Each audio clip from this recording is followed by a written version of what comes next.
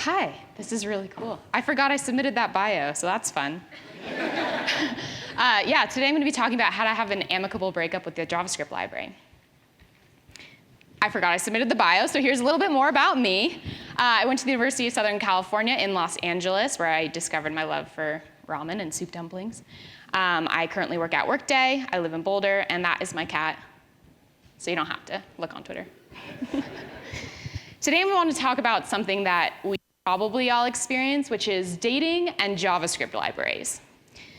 So I find that choosing a JavaScript library is a lot like dating, in that the longer you commit yourself, the messier it is when you decide to break up. In my experience, I've seen a lot of JavaScript relationships that look something like this. So you first find that library, and you fall in love. And you enter the honeymoon stage, and everything is going great, and you see all the ways that this library is going to make your code cleaner, and faster, and better, and smarter. And you begin to use it everywhere. And you begin to use it so much that you're attached at the hip. You're using it for everything. You're importing it in hundreds of files, maybe.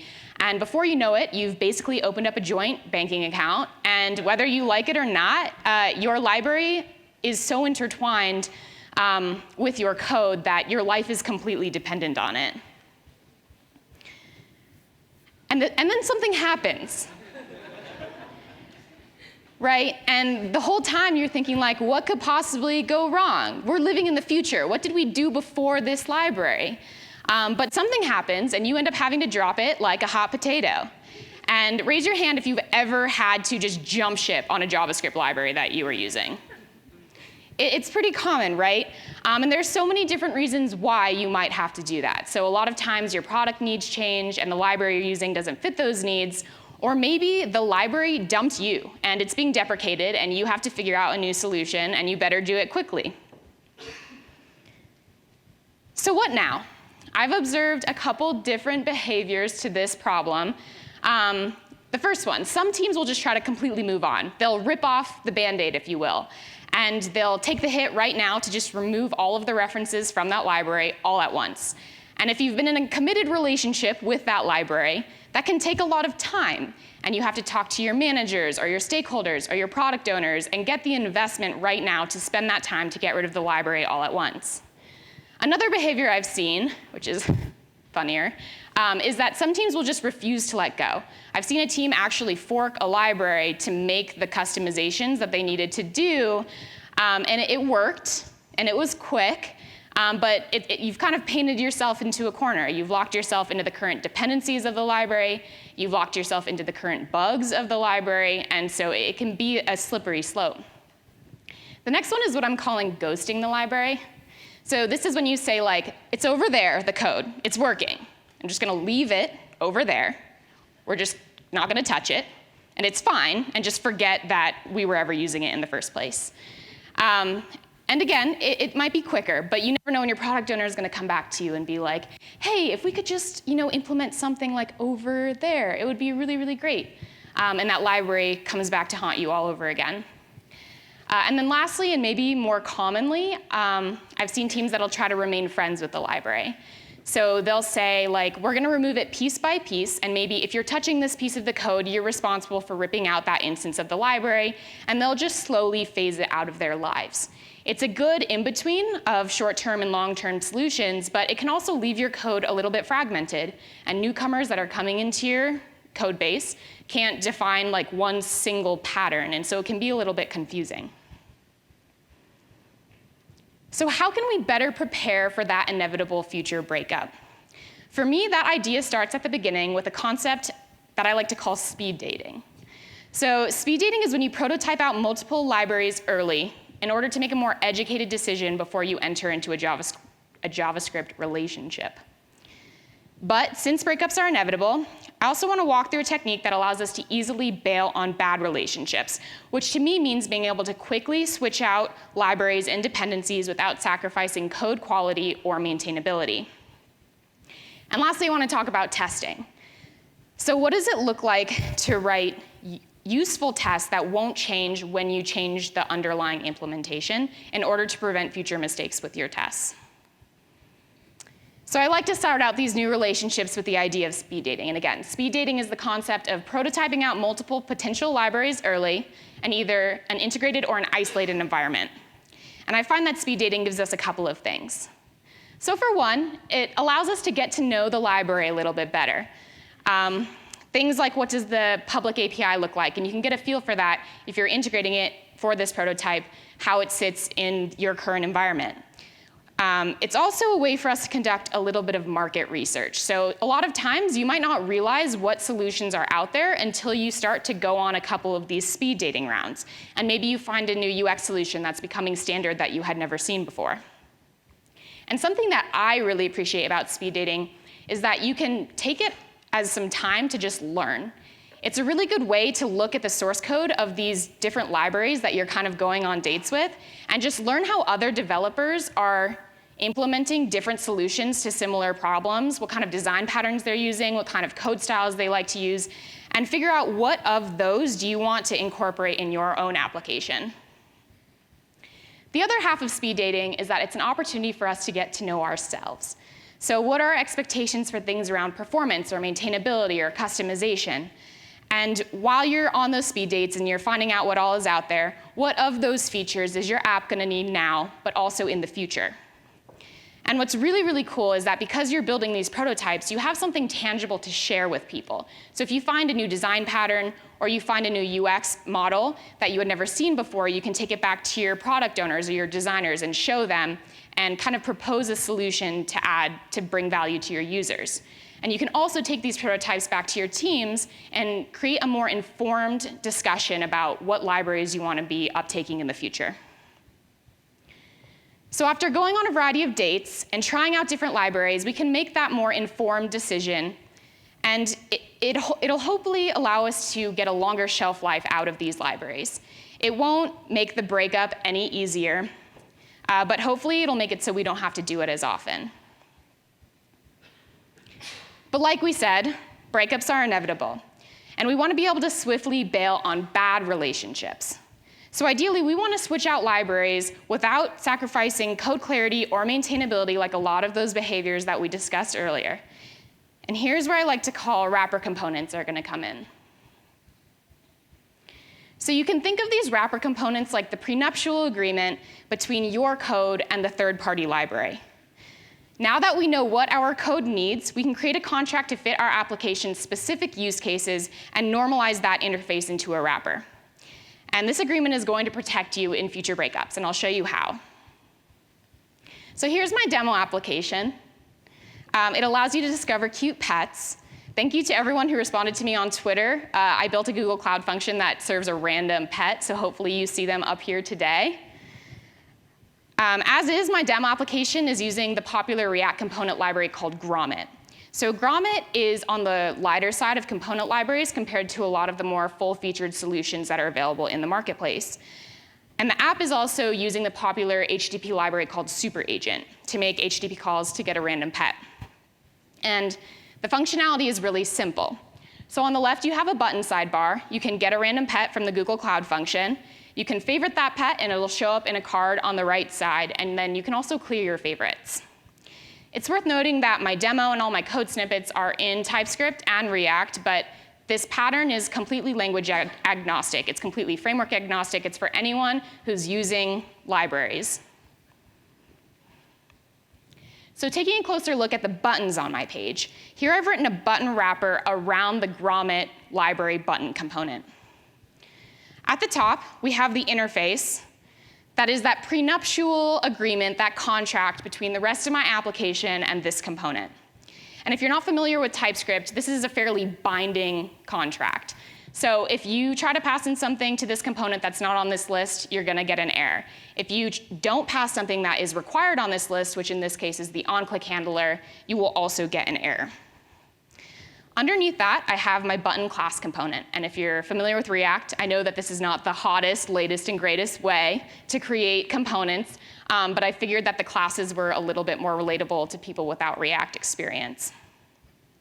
And the class component is super simple. So in React, in the class components, you have a public render function, and all that render function does is return something that you want to render on the screen. So in this case, this component is just rendering that grommet button with all of the inputs that we had taken from our contract. And the grommet button is fairly customizable because it's built for such a wide audience of people. It's meant for a wide variety of use cases. But knowing myself, I know that my application wants to have standardized buttons. The buttons are either going to have an icon or a label or both. And so I've put that here in my wrapper contract. So I've isolated this wrapper to be just exactly what my application needs and made it really obvious for developers in the future. They don't have to go to the grommet documentation and figure out what all of the inputs do.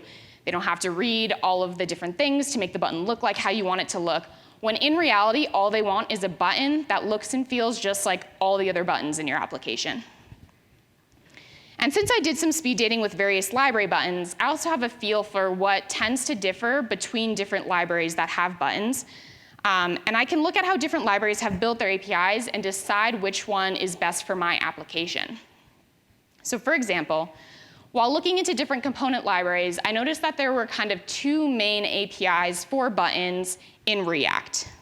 On the left is that same grommet wrapper. And you'll notice that the icon and the label are being passed in as input props, just like all of the other inputs to this button component.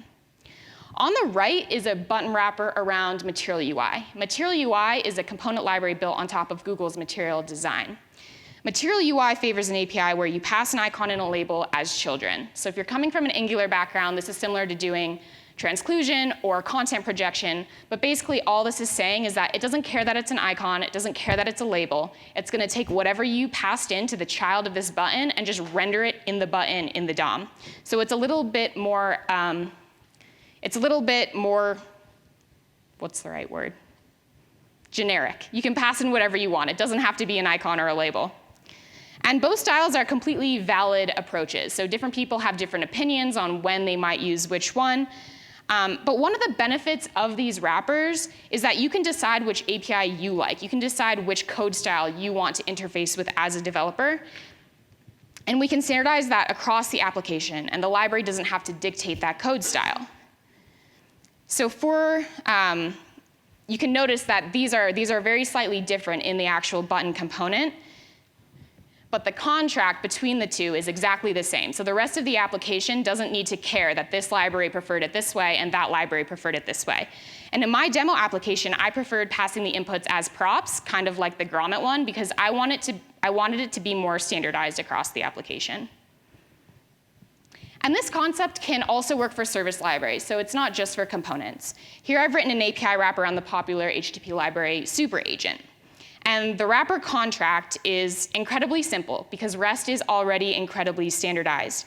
But this time I can consolidate the logic that I know needs to happen with every HTTP call. So things like JSON serialization, deserialization, or if you have complex authentication that has to go out with every call.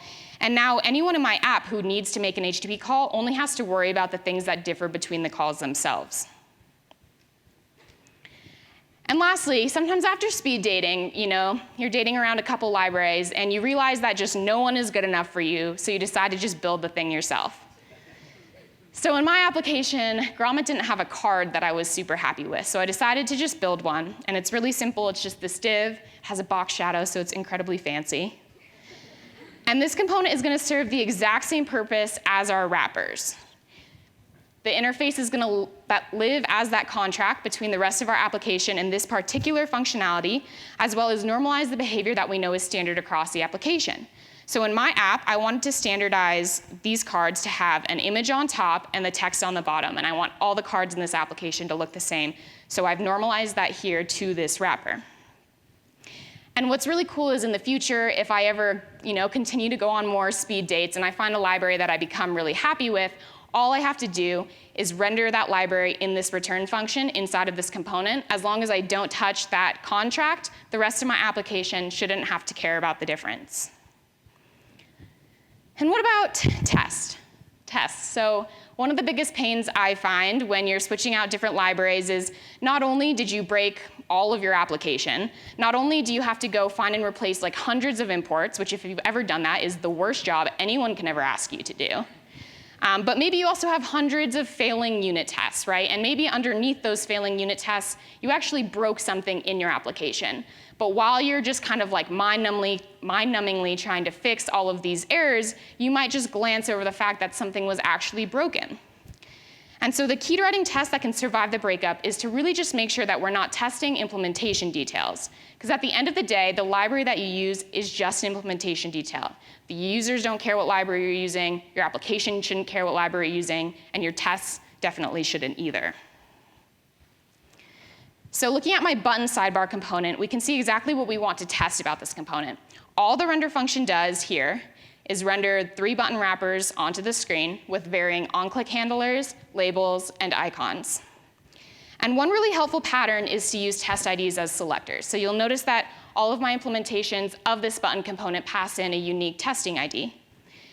And that testing ID actually gets drilled down to the button in the DOM via a data attribute. And this is because if you're using something like CSS class names or a particular DOM structure in order to test your application, those things are going to be really tightly coupled with your library. So when you switch out your library, all of your tests are going to break. So in these tests, we can assert everything that we need to about the button sidebar without having to assume anything about the button itself. We can use the custom test ID to assert on the DOM and trigger click events. And it'll test everything that the user actually cares about. Because again, the user doesn't care that I'm using a grommet button. The user just cares that they can do whatever the button is trying to do. Now, as my application grows, because I know it's going to be really hot, because like everyone wants to discover cute pets, right?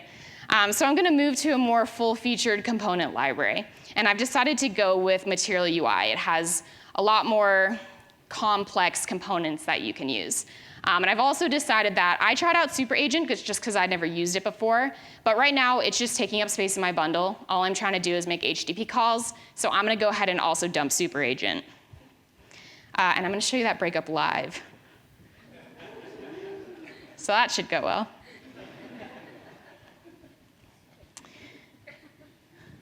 So here's my application. Again, you can get random pets from the Google Cloud function. Takes a little bit the first time. This is Ollie, whoever Ollie belongs to. You can save them on the right side. You can get random pets. You can clear out your favorites, and I want to favorite Jack. And my favorite feature of my application is that if you click this little cat, it takes you to the Boulder Humane Society adoption page. And really coincidentally, there's a cat for adoption that has my last name. So this was meant to be. In case you came to DinosaurJS and you're trying to leave with a cat, the Boulder Humane Society is here for you. But drilling into the code a little deeper, so I ran all my tests ahead of time just to prove to everyone that they pass. Here's my button component, that same one that I had showed off earlier. And right now, it's using the grommet button. So for the sake of time, down below, I have the implementation of the MaterialUI button. And I'm going to throw it into my render function. Instead of using grommet, I'm going to use MaterialUI. And so again, we did a compare and contrast. The APIs are ever so slightly different. But you can imagine, even the 5 buttons on the page, if I had to go and change out this API for every single button, that's already a job that I don't want to do.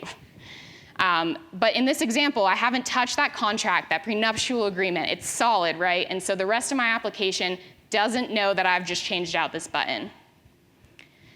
Similarly, this is my API utility that's using Super Agent. Down below, I have an implementation just using the native JavaScript fetch. So I'm going to go ahead and just dump Super Agent, and eventually I'll take it out of my package.json. I can get out of my bundle altogether. But again, the function signatures haven't changed. And all it's doing is making an HTTP call. So it's really simple, right? But the actual syntax for how you do that with fetch and Super Agent just vary ever so slightly. And if you were a developer, again, and you had to go and change every single HTTP call you were making, like, you might just walk out.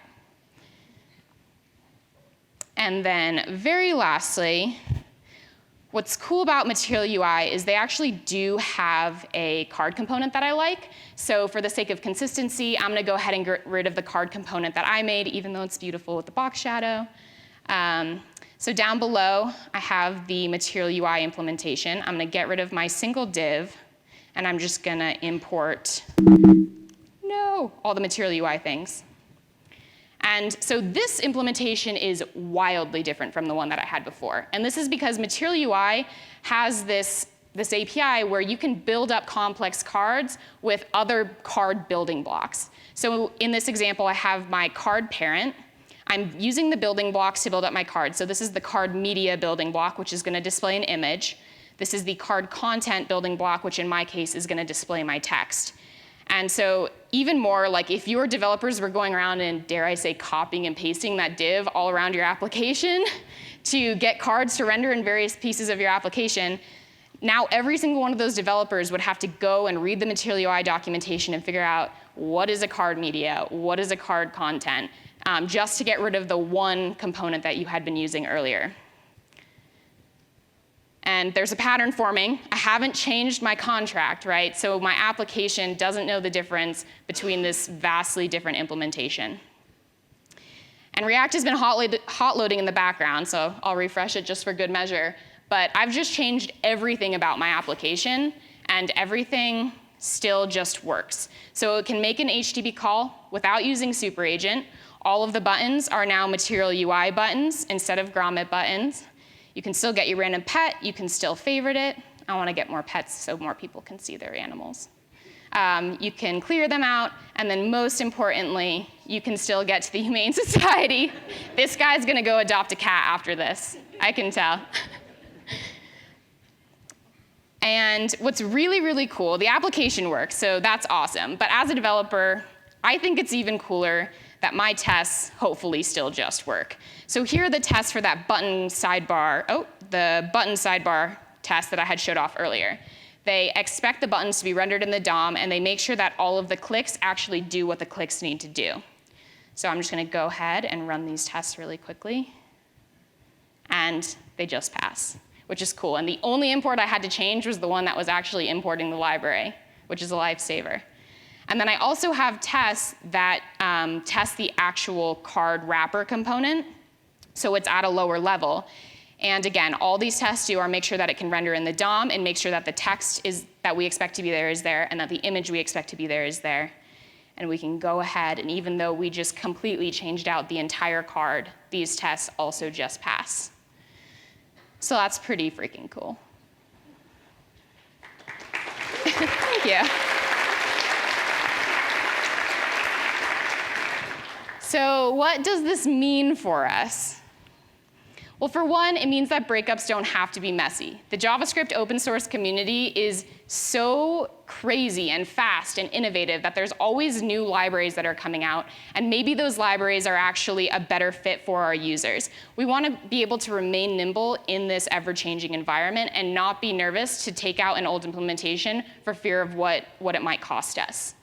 And the other half that I greatly appreciate is that library opinions don't have to affect your code decisions. So if you've ever been in a conversation with a coworker talking about which library you were going to use, and maybe one of the arguments was that, well, I don't like how that library looks. I don't like how we have to use that library. I don't like what that API kind of makes our code feel like. That doesn't have to be an argument anymore, because you can just normalize that interface, that exchange with the library into these wrappers, and just design the interface for your wrappers the way that you as a developer, as a team, want to write your code. So hopefully you'll think of this technique the next time you're implementing a third-party library or even an internal library, and see if it can help your code make it through some bad breakups like it has for me. Thank you. Okay. So do you have any particularly bad JavaScript breakups that you'd like to talk about? Yes. So I work on a code base right now that came from a startup acquisition. And so the code was very startup-y. And nothing was really componentized, and there was a lot of just like, we need something, so we're just going to make it, or we need something, so we're just going to like use it over here. And Workday as a whole is getting more into the component-driven libraries. So we're building a couple of internal ones. And as we figure that out, the libraries also keep kind of changing because we're trying to figure out like the central place to keep them, how everyone wants to interface with them. And so pretty much every day, I break up with a different library. On Friday, I actually tried to switch out all of the buttons in my application, and we didn't have a wrapper. And I was doing the thing with the find and replacing on imports, and it was the worst day of my life. Oh, gosh. So we got a question from someone in the audience, from Colt. How could someone define their contract without TypeScript? Yeah, that's a really good question. So I had used TypeScript because it's a little bit easier to visualize. I've actually never done it without TypeScript, and so I'm not sure. I think I would have to think about it. I think JS docs would be a really good way to do it, and so you could use JS docs to annotate and define out the, kind of build an interface that's not actually binding at compile time. That way, the interface is a little bit more obvious to developers who are using your application, and they don't have to try to read it and understand like what each of the different inputs do. So I think JS doc would be a really good place to start, and just make sure you have really solid annotations and comments. Mm-hmm. Okay, cool. Okay, so the question here is, what are some things you look for when you're first evaluating a library? That's a really good question. I think in that speed dating phase, the getting to know each other is really important. Something I've done in an Angular environment in the past is we had to build out a grid, for example, or a table, and it had to take a lot of data. So one of the things that we realized was really important to us was performance. And we speed dated out a couple of these libraries and prototyped them out and hit it with hundreds of thousands of rows of data. And at some point, a bunch of these grids just kind of fell over. And so just understanding what is most important to your application and then testing those out while you're building those prototypes, I think is the #1 thing. Just making sure it's a good match. All right, cool. Yeah. All right, so you have one more question here. So do you have any thoughts about breaking up with an entire framework? I do. Mm-hmm. So our application right now is in the process of moving from Angular 1.5 to React. In the past, I've also migrated an Angular 1.5 application to Angular 2. I don't think that this pattern is going to help you there. And I'm sorry, it's too big of a lift to wrap all of React or all of Angular, and I don't think you should do it. But once you kind of do go towards that migration, especially when you're in the middle of the migration and things are in flux, this pattern can really help you as you iterate and try to figure out what the new kind of incarceration of your application is going to look like. Mm-hmm. Gotcha. Cool. All right. Thank you so much. Daria, give her a hand.